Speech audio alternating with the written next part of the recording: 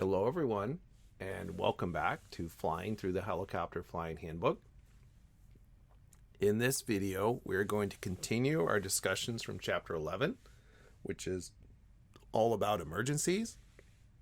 And in particular, we're going to talk about power failures in a hover, which we commonly call hover autorotations, even though technically that's not correct, because we are not in the situation long enough for the air to rush upward through our rotors and cause them to turn as they do in a normal autorotation. This is more of a controlled crash situation, if you will.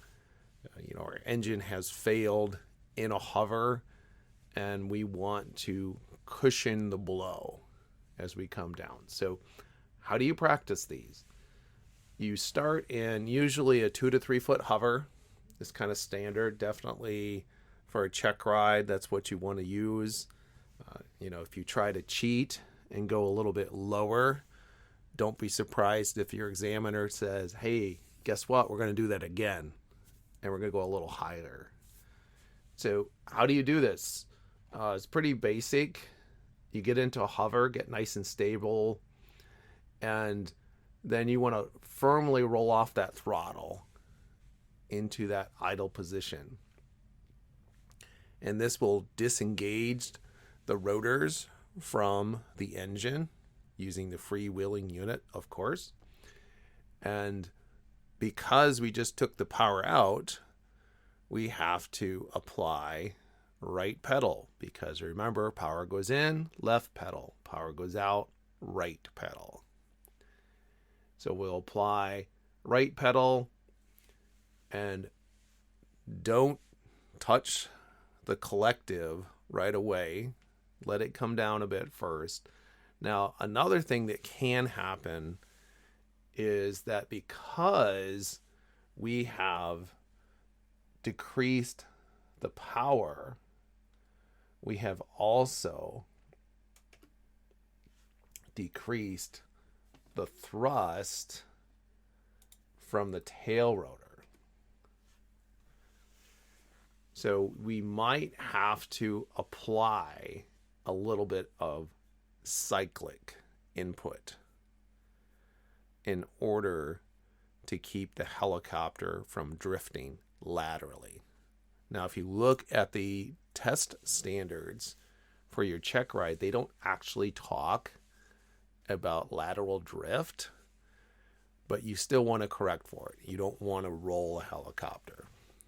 The test standards only talk about, did you yaw too much? And honestly, in order to pass the test, if you will, you kind of have to cheat, where you apply right pedal as you're taking out the power in most helicopters. Otherwise, it's going to yaw immediately, especially if you're very violent on the throttle. So you roll off the throttle, and you're looking straight ahead, as you are doing most of the time when you're flying any kind of aircraft, trying to account for any kind of drift. You get to about a foot, and then you're going to start to apply collective. So you're going to start pulling up the collective, and of course you're going to do this smoothly and slowly. You're not just going to jerk it up. And you will, of course, continue to keep the throttle out. So in many helicopters, such as the Schweitzer or the Robinson, or actually even a Bell 47, you have a correlator, and you have to keep the throttle out, because the correlator will try to bring the throttle back in as you pull. And I've been in more than one aircraft where the needles have rejoined, and it gets kind of wild when that happens. Okay, so you're going to start pulling up the collective, and if you time it all well, you will just arrive on the ground, and it will be somewhat gentle, especially if you're flying something that actually has inertia in the rotor systems. So basically not a Robinson, especially an R22. Right? They have no inertia rotor systems, so those will immediately slow down, and you're not going to get a lot of cushion as opposed to something that has a more hefty rotor system. So what are the common mistakes that people make? First of all, they fail to use sufficient anti-torque pedal when they reduce the power. Again, they don't cheat when it comes to their check ride. And so they yaw, usually to the left in a standard helicopter. Number 2, failure to stop all sideward or backward movement prior to touchdown. I always tell people forward is fine, back is bad. Your helicopter is designed in such a way that you can land it sliding forward. You cannot land it sliding backward. So if you have a little bit of a forward slide at the end of this maneuver, that's okay. But backward sliding is not okay. Number 3, failure to apply up collective pitch properly, resulting in a hard touchdown. Sometimes people are a little bit shy about pulling all the collective in, so they hit harder than they had to. Number 4, failure to touch down in a level attitude. You touch down either toe first or heel first, or even worse, you're not level laterally. You touch down in one skid before the other, and that's not good. Number 5, failure to throttle back completely to idle. Maybe they just barely split the needles. This is something I always watch for when people are doing hover autos. I want to make sure that they split the needle, because many a pilot has done what they thought was a beautiful hover auto, and I pointed out to them after they were done and they were all happy and proud that guess what? You never split the needles. So you didn't do a hover auto at all. You just did a engine slowdown to the ground, if you will. Number 6, failure to hover at a safe altitude for the helicopter type, atmospheric conditions, and level of training proficiency of the pilot. You know, often I will see students who are soloing the helicopter, and they will taxi super high. You know, to be on like an 8-foot hover taxi. You know, my general rule of thumb is I shouldn't be able to walk under the helicopter.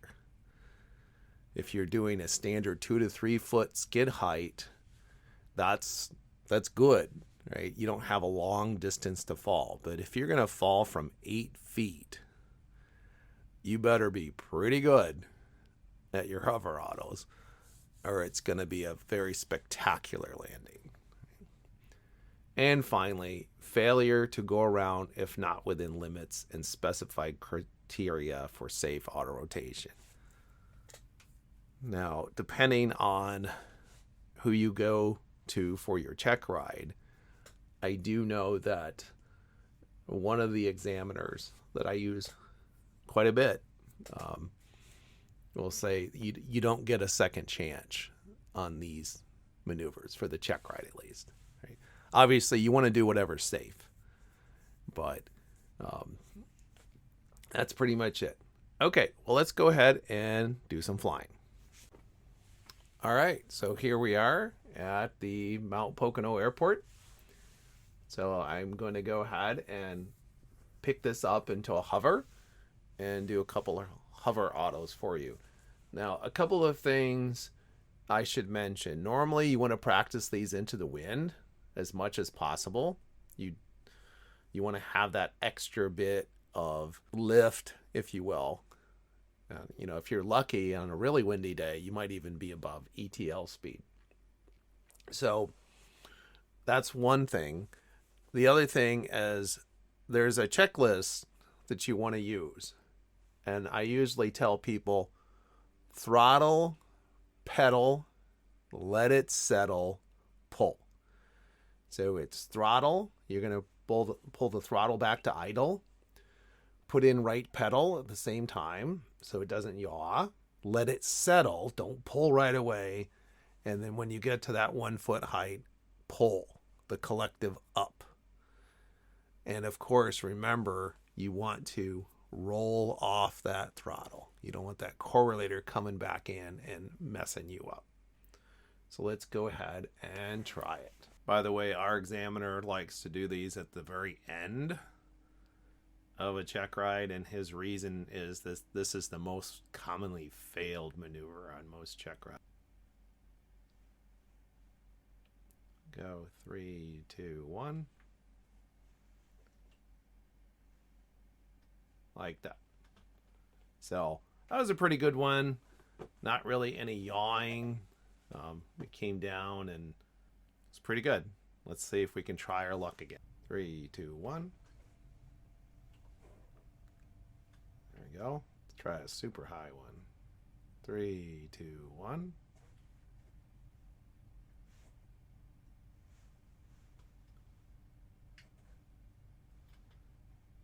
I was still able to pull that one off, mostly because I gave it a little bit of forward motion. Again, that's not such a bad thing.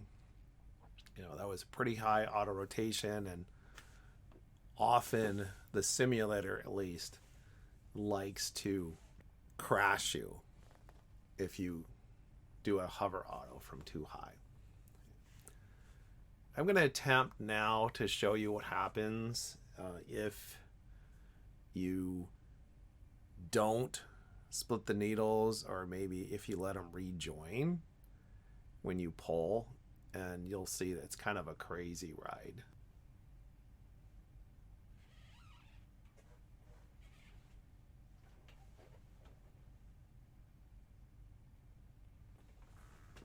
So that's what happens. The needles rejoined on me, and it said, oh, I don't think so.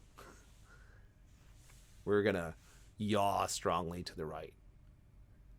Okay, so there you have it. That's all for this video, and we'll see you in the next one.